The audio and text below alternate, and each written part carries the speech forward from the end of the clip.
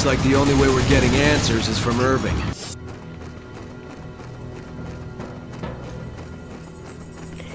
I promised that I would never buy Resident Evil 6 or any other Resident Evil games unless it was a remaster of 4 and 5. And by now I have, what, about 5 different versions of Resident Evil 4, and this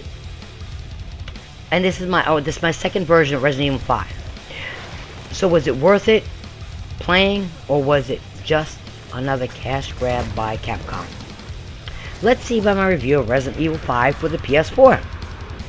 First up, as usual, we got graphics. Here's the problem I have with the so-called remasters. They ain't remastered at all. They look almost the same as the old versions, and the Resident Evil 5 is no different.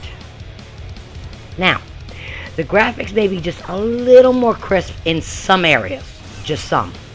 The resolution is higher, and some of the game has been cleaned up just a little bit, but the colors are washed out. The cutscenes haven't been changed at all. So you get 1080p game with cutscenes that look fucking horrible. Some of the textures are flat and low res and fucking ugly. There's also some motion blur, like the original game. But it looks worse in my opinion because, once again, when you remaster a game, you can at least have it in you to at least cut the motion blur entirely, or at least tone it down a bit more. Come on now, it's supposed to be remastered. Now, some of you are going to be thinking, but Nancy, you seem like you're bashing the graphics and not saying anything good. So here's some good, okay? Before you guys get started. Resident Evil 5 as a game has aged well. It still has good looking, it's still a good looking game with lots of detail. And the improved camera and frame rate actually does look better, and the game runs smoother overall. It's still not enough to the point that I consider this a remaster though. This is, to me, this is fucking lazy and proves once again that Capcom are cash grabbing with these releases instead of taking the time to properly produce a true remaster. This is Resident Evil 5 better frame rate edition, and that's about it. That's about it. So for me, I'll score the graphics a 6 out of 10, and I think I'm being nice with that one. Now for sound and music. Now, one of the things I noticed right off the bat when I popped in my PlayStation 4 and started playing was the gunshots sound so weak. When I played this on my 360, the gunshots had a loud bang to them and sounded appropriate. But on the remastered version, God, it sounds like the sound effects were toned down even when you boost the sound of the game, okay? You got the same voice acting you got before, with Chris being the most interesting character and Shira being the dim-witted partner that acts shocked about everything that goes on.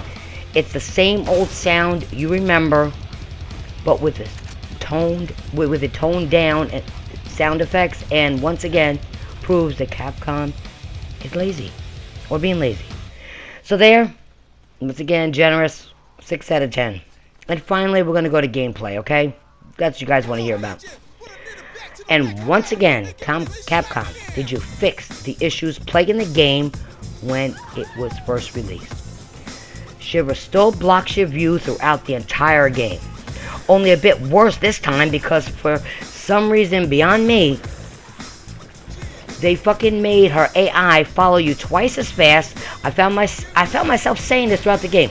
Move out the fucking way. So many times that it began to annoy me. The controls are still the same, as you remember from before. Meaning it's fucking awkward to pull off accurate shots at times when you're having to stop and aim to shoot. Okay. And did I mention that you cannot customize your controls? Way to go, Capcom, for the people that may want to use, you know, you know, L1, R1 to aim and shoot. That's fucking terrible. What's your problem? Also, what bugged me the most about the game, even years ago, was how hard it is to heal, or change weapons, or even give your partner items. It is too much to ask for a remaster to include better control options. I don't think it's a hard thing to do. So, what exactly did you get for $20 Capcom asked for Resident Evil 5 Remastered? For starters, all the DLC released, some bonus content. I don't remember playing even in the regular campaign last time I played it. 60 frames per second, 1080p resolution, bonus outfits, weapons, and mods. But the same clunky gameplay from Resident Evil 5. Is it a bad game? No, that's not what I'm saying. Okay? You fight lots of creatures and infected humans. Boss battles are pretty good for the most part, but most bosses are stupid even on normal difficulty. Okay? And they really aren't much of a challenge to me. The most challenge you'll have in the game is getting beyond how stupid the AI is for Sheva is, and the AI not frustrating you the entire time you play. I already completed the game on a 360, and it was fun. Then, you're looking at a game that's about 10 hours of campaign, or maybe a little less or more, depending on your skills you have, okay? You know, how skilled you are in this game. Plus all the DLC, which has an additional campaign story and unlockables. But this is such a bare bones remaster, it isn't funny. That even at $20, I can't recommend the game to you unless you're a huge Resident Evil fan like myself, okay? Overall, a score of 7.5 out of 10, and this is being very generous, because I hate when anyone uses the term remaster and the game has little improvement to actually warrant being called an actual remaster. While I wouldn't put this in the same category as Darksiders Definitive Edition, it's almost right in the same area, with the only thing saving it is improved frame rate and resolution. Listen guys, this is the TitanFallPrincess. Let me know what you think. Like, favorite, comment, and subscribe. I'm out of here.